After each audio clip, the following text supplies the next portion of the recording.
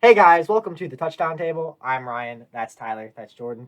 And this video is going to be a mock draft review and reaction of Charley Casserly of NFL Network, his most recent mock draft. We're going to run through the picks, talk about it, what we like, what we don't like, as now we are a month into the offseason, so it is draft season for sure. Expect a lot of draft content from the Touchdown Table in coming weeks and months. So we're looking forward to having a lot of good draft talk. So Jordan, start us off with Charley Casserly's mock. Yep. So as Ryan said, Charley Casserly's mock. We're going to try to go through it somewhat quickly. And when you're going to start off, a lot of these guys are bigger names, so they should go a bit faster, and there shouldn't be a lot of explanation, especially with number one. Now, there is controversy arising over which quarterback is better, and I know it's been Trevor Lawrence for a long time. Some people think that Zach Wilson's throwing his name in there, and I guess you could put other guys, but mainly the main guy is Zach Wilson. In this mock draft, though, it's not Zach Wilson. These guys can talk more about Zach Wilson when he arises very soon, actually. But Trevor Lawrence at number one to the Jaguars. Yeah. I mean, this is a self-explanatory pick. I feel like I have not seen a mock draft yet that does not have Trevor Lawrence going at as number one. But I will say I do think it's close. I don't think Trevor Lawrence is the clear-cut number one quarterback in this draft class, and I'm gonna get more into it as this offseason goes on. And you might think I'm an idiot for it, but I don't want to say too much right now. But I do think it's close. But Trevor Lawrence, I think, is pretty secure with that number one pick. Yeah, just to add on real quick, I think that, you might be surprised. You might not expect Zach Wilson to be really anywhere near Trevor Lawrence, but when you watch both of them on tape, you do see, like, wow, these guys could be on the same tier. You usually are on draft season, you see, like, things that come out with QB tiers, like tier 1, tier 2. I do believe that Trevor Lawrence and Zach Wilson are both on that tier 1, and I don't see Jacksonville going anywhere else besides Trevor Lawrence. Fair enough. Let's move on to pick number two. That is the New York Jets. Speaking of Zach Wilson, Charley Casserly has Zach Wilson going to the New York Jets. At this moment in time, I think that could be the correct pick for the Jets to go with. And I know you could say, well, Sam Darnold still has a chance to be good, but I've watched Zach Wilson. I've spent hours watching his tape from this year or the past year and 2 years ago when he was playing, and it's incredible. That's number two overall esque, and I think he's even number one overall esque. But Trevor Lawrence is also in this draft, so I like the pick. I do. Yeah, I do too. I don't think that Zach Wilson should fall past number 2 overall in this draft. I think it should either be the Jets, or if the Jets aren't going to take Zach Wilson, I think they should trade down because they would get a heck of a lot of draft capital from a team that wants to jump up to number 2 to take him. So, right move by them so far. A lot of people think the Jets can go with offensive lineman, maybe a wide receiver. There are some really good ones in this draft. We'll see one in the next pick, hint, hint. But it does make sense for them to go quarterback. Of course, they have to trade Sam Darnold away, and that is a situation that Charley Casserly has mocked to happen. Pick number three, the Miami Dolphins. They go Jamar Chase out of LSU, who opted out this year. Obviously he opted out as you said. So for a lot of people that were just watching the season normally, you didn't get to see Jamar Chase. I watched film from last year watching Jamar Chase. I still got to brush up on him. I've watched Devontae Smith. He's going to be on here eventually. But a lot of people saying that Jamar Chase is the number one receiver, and I have not gone back and watched it again, but I do think that he is worthy of being their one receiver. I just worry about third overall for a receiver. That is what scares me. Yeah, I worry about that same thing too. Although I think the pick for Miami has to be based on building around Tua Tagovailoa, and I think it could be through a receiver. But I also think they should give Penei Sewell a hard look here because he could definitely help that offensive line, which was not very good at sometimes for Miami, despite them trying to fix it a lot last offseason. So I could see this. Still some young guys in there, though. Yeah, for sure. But I mean, Penei Sewell was a generational talent for the offensive line, and I'm sure he'll be in a couple picks. Yes. Well, next one, we got the Panthers at 4. This is the Falcons pick, so they trade up to get Trey Lance. This is an interesting one. Not one that I necessarily agree with, and I'm going to explain why briefly here, and we're going to get more into the offseason. But I get those Jordan Love type of vibes from Trey Lance. But the difference between that and why people are so high on Trey Lance is because he's still young. He still has so much potential, and you watch him, and he's very good. I just think he's too tempted to run. Being at that school, the competition is always an issue. But I mean, you watch him, and he's really he's pretty consistent most of the time. It's just not as perfect as other guys in this draft or as satisfying to watch to me. I think there's a lot of raw potential there, but I don't know if I'd trade up to number 4 to make that pick, especially when Mac Jones and Justin Fields are still on the board. Yeah, I agree with everything you just said, so I'm just going to add on. In this hypothetical trade, it'd be Carolina trading up with Atlanta. And my question is, if you're Atlanta, are you willing to let a division rival trade up to grab a potential franchise quarterback? not. Just a thought I had when I saw that mock trade. Mm-hmm. Well, anyways, by the way, the description of it said that he would spend a year behind Teddy Bridgewater in Carolina as well. So just wanted to That could definitely clarify help that for off to you someone guys. that's still trying to mature. All right. Pick 5, Cincinnati Bengals. They are more than happy to let this guy fall right into their little hands. Nice rule to the Bengals. Yeah, I mean this is one that everyone was really expecting even before the season ended. It's going to be in a lot of mock drafts. I think if Penei Sewell is there for the Bengals, they have to take him. We saw what Joe Burrow had to go through last year. The ACL injury was in large part to the terrible offensive line that he had. Sewell will simply help that out in a big way. Yeah, I agree. I mean, this should be a no-brainer for the Bengals if it turns out like this. All right, pick 6, not touchdown pick 6, but literally pick number 6, is the Philadelphia Eagles this year, unless there's a trade. This mock draft has no trade, and it has them picking Devontae Smith out of Alabama. The only thing I get concerned about with is now that they just have Jalen Hurts, would they go quarterback here? If they decide not to, I think Devontae Smith would be the right place to go with it. I think that's just someone that Eagles organization would like. They like those faster type of guys, and I could definitely see this one. Yeah, they got to get better at the skill position, whether it's Devonta Smith or another receiver or Kyle Pitts. I mean, something has to be done to allow Jalen Hurts or whoever the quarterback is next year to have a fair chance to succeed. By the way, they drafted Jalen Hurts last year. It seems like they do have confidence in him, so I don't think they'd go another quarterback this quickly. And, of course, they do need help at that wide receiver position and skill positions. Definitely. Pick number 7, the Detroit Lions, Micah Parsons, linebacker out of Penn State, who also opted out. Oh yeah, this is another good one. I've said this before on our podcast. The only thing is, and same thing for Jamar Chase, I just get a bit concerned for those opt-outs because they haven't been on the football field in a long time. And I know Micah Parsons was so good last year. Same with Jamar Chase. That's the only thing that concerns me with them. But if they're playing like they were before they opted out, this is a great pick. Yeah, I haven't really seen Parsons this high in a lot of mock drafts, at least recently. So I'm eager to see where he actually falls because I've seen now as high as 7, but I've also seen some where he's not even, or he's at the very end of the first round. All right, pick number 8. It is the Falcons via that trade with the Panthers we discussed earlier. This one could be a bit of a shock. They do have Todd Gurley, but they draft Najee Harris, the running back out of Alabama. I like him, but a bold move in this mock draft. I'm a huge fan of Najee Harris, and we're going to get more into it as I keep saying because I don't want to say too much because we make plenty of videos doing positional rankings and all of that. I'm a big fan of Najee Harris, but I'm not a big fan of drafting running backs this early in the draft. So I don't like this pick. I do like the player, though. Yeah, I mean, I'm kind of the same way. Najee Harris is great, but, I mean, do you really need to take him at 8 overall? I know you got Arthur Smith, who was just with Tennessee, now the Falcons head coach, who was just with Tennessee in that great run game with Derrick Henry, so maybe trying to bring that to Atlanta. So I don't really hate the player-team match. I actually think that part of it is great. I just think 8th overall is just too high. Yeah, I agree and disagree with you guys. We'll continue to formulate our thoughts on that as we go along. I just think Najee Harris is really good, and if you have a really good talent, why not take him at pick number 8? Although the Falcons have a lot of other needs as well. In the secondary, could be a help for them too. Speaking of the secondary, the Denver Broncos pick is up, and they select Caleb Farley out of Virginia Tech. I've seen this mocked so many times that I feel like if this doesn't happen, that everyone's going to be disappointed. It feels like it's meant to be at this point. I mean, unless they wanted to be bold and go out and get a quarterback or someone fell in the draft. But I like the pick. Yeah, me too. They got to get better defensively. I think they should stick with Drew Lock, so this should not be a quarterback. I like the pick.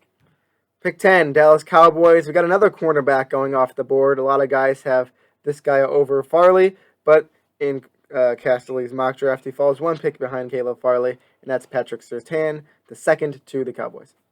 Yeah, Surtain is a very good player, and he would definitely fit with the Cowboys nicely. They need secondary.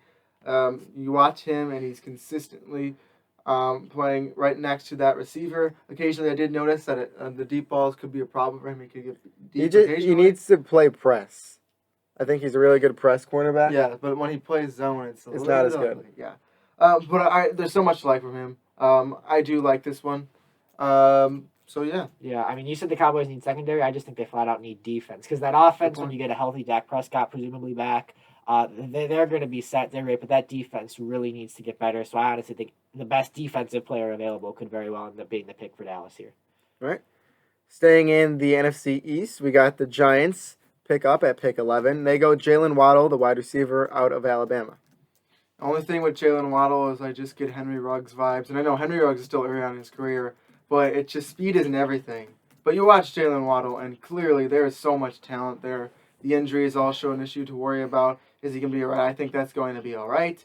I'm not sure where he's going to be on my wide receiver rankings yet, but he'll definitely be up there. First round pick for sure. So I'm not too mad about this one. Yeah, I mean the Giants have to get more weapons around Daniel Jones to fairly evaluate him. I mean, they like you look at last year; they didn't have a lot of great receivers. Saquon was out for virtually the whole year, so I think this will not only help the Giants' offense, but also help them see just how high Daniel Jones' ceiling is. Yeah, and I'm not against the Giants going wide receiver, but I just think that right now the Giants' wide receiving core is more speed guys like Darius Slayton and all them. They don't have a pure route runner. In Jalen Waddle, I think he runs routes pretty good. I think he runs routes better than Henry Ruggs. I just don't think he's that number one guy that like we were talking about with Smith or Chase that went earlier. There's other people that disagree. I like Jalen Waddle, I really do, but I think that that he reminds me of other Giants receivers, and I think they need a bit of variety, but I don't agree with the position that they chose.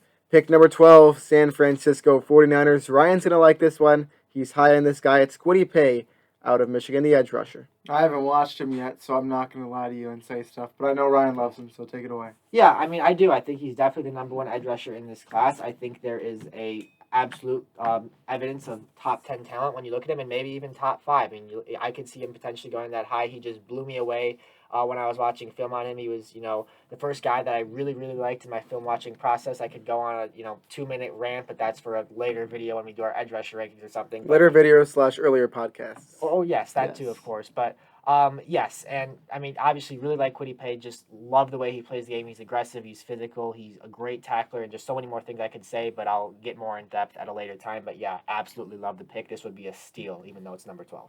By the way, I mentioned the podcast. We've been off the past 2. We're going to be off this week, and we were off last week. We can try. We could try, but we've been busy on the day we usually record them, so that is why we haven't been doing them. But don't worry, we'll get them coming as soon as possible. Next pick is pick number 13. And that is the Los Angeles Chargers. They need help at the offensive line position, and they go Rashawn Slater out of Northwestern. Not a lot of offensive linemen off the board yet. I still am yet to put my linemen in order. I've watched small parts of each of them, and Rashawn Slater has a lot of good qualities to like. I have not watched enough on him yet to give you a detailed thing here. So I do think that he could be up here. I just don't know the order of the linemen yet. So I am not too angry about it. Yeah, it's kind of like the same thing with the Bengals. Got to protect your young quarterback to allow him to be the best person he can be. This is a pretty good pick for the Chargers, in my opinion. Pick number 14, the Minnesota Vikings. Jalen Phillips, edge rusher out of Miami. Yeah, I like this one as well. He's another guy that I've been curious to see just from mock drafts and have not got in depth to watch the entire season of him play. But going and watching clips from what he's able to do, there's a lot of potential there. But this might be a bit too high for me. But I still have to go back and look, and I could get back on that one later. Yeah, me too. I mean, we could circle back on that one For when sure, we've, watched him more. So Yeah. we will get back to you. But yeah, I mean, Vikings are another team that offensively they've got some talent, but defensively, especially up front, the secondary is okay. But for the Vikings especially, I think that up front defensively is a place where they really need to address. All right, let's move on to pick number 15. It is the New England Patriots. Kyle Pitts is still on the board, and they gladly get their tight end that they need after Gronk has been gone. They tried twice in the last draft to get that tight end, and both of them, I mean, we expected it. It didn't seem like it was going to work. And if Kyle Pitts was here, you better, I mean, I know they could take a quarterback or something, but if they're trying to get a tight end so badly and replace Gronk, Kyle Pitts can be that guy. So I do like it, for sure. Yeah. And I just don't know what's going to happen in the offseason before the draft. But take Pitts if you're there. Yeah, absolutely. You said you like it. I love it. This would be another incredible steal. I mean, I think he's absolutely a guy. You that want should some go in the more top of it? 10. What? You want some more of it? Of what? You said he likes it. You love it. You want some more of it? Oh, okay. Took me a second. Yeah, I got it. But yes. But yeah, I mean, there's no way that Kyle Pitts is going to be available at this point in the draft, in my opinion. But Yeah, I mean, I agree. who knows? Maybe we'll be surprised. There's always those players that unexpectedly fall, but this would be a unbelievable steal for the Patriots, and it will address something that they desperately need, and that is improving the skill positions for whoever the quarterback is. I do want to say I wouldn't be surprised if he went to the Patriots and they tried to convert him to a wide receiver, to try and be someone that they were trying to get with N'Keal Harry. But they also could keep him at the tight end position. That's really any team. Yeah. Because he was a tight end playing, a wide receiver playing tight end last year, I felt like. Yeah. Pick number 16, Arizona Cardinals, Christian Darrisaw, offensive tackle out of Virginia Tech. I like this one. I've been high on Darrisaw so far. Still got to go more in depth on him. But in the sake of time, I simply agree with this pick. Yeah, get a mobile quarterback. You got a mobile quarterback rather in Kyler Murray. Edge rusher isn't as much of a need now that they got J.J. Watt, and that they'll be getting a healthy Chandler Jones back. So I've said this before, and I feel like no matter how good your offensive line is, adding depth to it, especially when you have a young mobile quarterback like the Cardinals do, is never really a bad thing. So certainly not a bad pick by the Cardinals here. Yeah, and when there's not a glaring need on the Cardinal, there's things they could fill, but there's not one thing where you go, okay, that's terrible. Mm-hmm. Las Vegas Raiders, pick number 17, Elijah Vera Tucker, offensive guard out of USC. Yes, this is another interesting one. We're starting to see the linemen come off the board in this draft. That's about time. Like Ryan said, if there's linemen here, it doesn't matter what team you are, you can go out and take them, and especially if you're the Dolphins, this is who it was, right? Or was that the Raiders? Yeah, those Raiders. Especially if you're the Raiders and you're thinking about getting some extra linemen to help Derek Carr, if it is, who is still back there, because I know that Mike Mayock wants to protect his quarterback. Yeah, I understand the pick for sure. I think that defense is more of a need for the Raiders because, I mean, we saw how bad that defense was at times for the Raiders. Just look at that crazy ending when they played the Dolphins and the blown coverage and all that. But also they could do a better job at getting pressure to the quarterback. So edge rusher should be looked at. But something to note, they did just release guard Gabe Jackson. So this could be a player who is also a guard that could step in and replace him right away. Also, Kessler noted that why can't he play left tackle? That's what he thought when he was watching film. So who knows? They could also convert him from guard to tackle. Pick 18, Tyler mentioned earlier, the Dolphins. They go Gregory Rousseau. Yeah, this is another good one. I can't remember who they got earlier on in the draft. Was that Jamar Chase, right? Yes. Mm-hmm. So they went offense in the first pick of the draft that they had. So why not go defense? Rousseau is still out there. Definitely a lot that he could do for a team, you could say, in the same state. And that would be something that I'd like to see. I'd also maybe like to see more improvement on the offensive line, but I know they addressed that heavily last year, but it's just helping Tua out as much as they possibly can. But I'm not against this one. Yeah, Rousseau's a pretty good edge rusher. He's still very raw, but he flashes potential, very athletic, good range. So certainly a guy that could get better as he learns more about the position and learns more about what it means to play in the NFL. So good pick by Miami here. All right. Pick 19, Washington football team. The most fun name to say by far in this draft class, Jeremiah Owusu-Koramoah. Yeah, I think that's really where the evaluation stops. The name is just super fun to say. He's really good, though.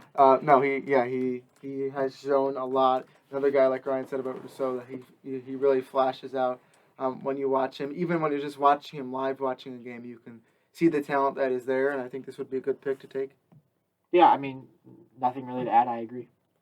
Pick 20, Monty Tyler, Chicago Bears. They go wide receiver Kadarius Toney because Allen Robinson is probably going to be out here. Yeah, I peeked over at Jordan's screen, and I saw that it was Kadarius Toney, and I was super happy because I really think he's one of the more not talked about guys, and I think we're starting to talk about him more, but it's more of those Devontae Smith, Jamar Chase, Jalen Waddle type of people we're talking about, and Kadarius Toney needs to be thrown in with that group of people. I mean, he was a huge part of that Florida offense last year. He was a great route runner. He could do everything, it seemed like.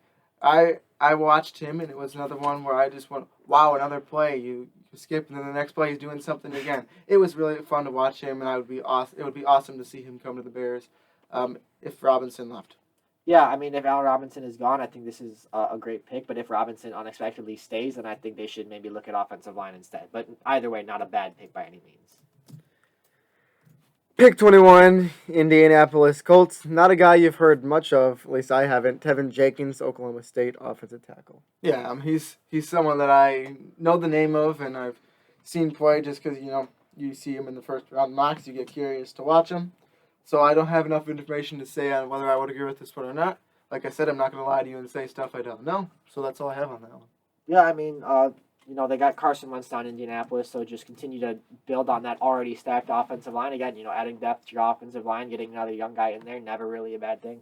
They have a pretty good team. I could also see them going wide receiver, but with Tony also just being taken, Yeah. who knows? You wonder if he was available in this mock, if that it could have gone that route. Yeah. Pick 22, Tennessee Titans, Jalen Mayfield, Michigan offensive tackle. This is what I could see the Titans doing. I feel like Vrabel and that group would be a huge fan of Jalen Mayfield, and they would go out and make this pick to go out and protect Ryan Tannehill even more.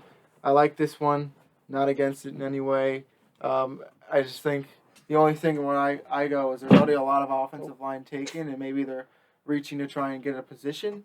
But I once again, I think this would be a great fit with the Titans. It just might be a bit of reach because we've seen a lot of offensive linemen, but I could definitely get back to you on that when I know more about Mayfield. Yeah, I get this one, especially after the whole Isaiah Wilson fiasco in Tennessee. Yeah. Like, he's already not on the team. That was a flat out bust, so I get it.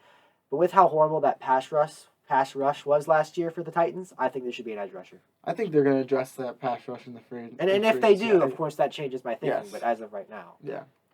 Speaking of edge rushers, New York Jets at pick 23, Joe Tyron Washington, edge rusher. Yeah, this is another guy I don't know too much about, but I do think that he would be an interesting one to throw in with this team right now and see what happens. But I don't have enough to go in depth. yeah, I mean they got a new defensive-minded coach in Robert Saleh, Yep. so I mean, wouldn't be surprised to see at least one of these 2 first-round picks they have be on the defensive side. Pick 24, Pittsburgh Steelers, and hello, Justin Fields hasn't been picked yet. Here he goes to the Steelers. We haven't seen Justin Fields or Mac Jones until now, and now we see Justin Fields. And I think we know that Ben Roethlisberger just got signed to another deal, but if Justin Fields is there and the Steelers like him, I'd say why not? Once again, they're a team where you go, there's not a glaring need. I think they could use a better running back, but that can be addressed later on in the draft. Or free agency. Yeah, or into free agency. So I actually like this pick. If he was there, I would take Justin Fields if I was the Steelers and have him sit down for a year and then build up his confidence and hopefully have another good franchise quarterback. Yeah, if they do take this guy in Justin Fields, I don't think it would be a bad pick by any means. Like Tyler said, get him in the room, get him to develop and learn behind Big Ben, and we'll see who emerges if this happens. They'd have Justin Fields, they'd have Dwayne Haskins, and they still got Mason Rudolph. So quite a plethora of different types of young quarterbacks, and they just have to hope that one of them eventually stands out and emerges as the successor to Ben Roethlisberger. Yeah, one thing I would also say about, just to go in a little bit more in depth about Justin Fields, he's kind of inconsistent. Yes. Ryan and I have both agreed on that, especially last year. You could pin that on COVID stuff and it being a weird season, but it's just a little bit of an issue. But at this point in the draft, when you already have a good quarterback, if you want to develop a guy, I don't think this is too risky of a play. Also with Justin Fields, just to point out, the Bears passed up on him. So I thought that was an interesting thing because he was there and they chose to go Tony in this mock draft. Pick 25, Jacksonville Jaguars, Christian Barmore, defensive tackle out of Alabama. Tyler, you like him go? Yeah, I really do like Christian Barmore. I think as the season went on, we saw him get a lot better, and obviously in that national championship game, he was defensive player of that game. At the position that he's at, I feel like he can be a bit underrated in terms of where he's placed in these drafts, but he makes a big impact in the run game, into the pass game. He always seems to make an impact on the quarterback. He gives me sort of that young Aaron Donald vibe. He's not as big or as sheer power as Donald does, but he can make fast. those. Yeah, and he's quick as well, just like Donald is, and he makes that type of impact. I really like Barmore. I think he's a potential top 10 player in this draft. Yeah, I'm excited to see kind of what the Jaguars do because they have a ton of draft capital, but also a ton of cap space. So getting some young guys like, say, a Christian Barmore in the draft could be great, but also getting some veterans in free agency because I think they have the most cap space of anyone, if I'm not mistaken. So, yeah, certainly Jacksonville will get a lot of new faces via both the draft and free agency, and I think Barmore would be a very solid position, especially this late in the first round. Pick 26, Cleveland Browns, J.C. Horn, South Carolina cornerback. Yeah, they've drafted a lot of cornerbacks. I feel like already in the past couple of They years. have. But why not go with another one? J.C. Horn is a guy that I've seen around this area of the draft a lot. I could definitely see the Browns going this way.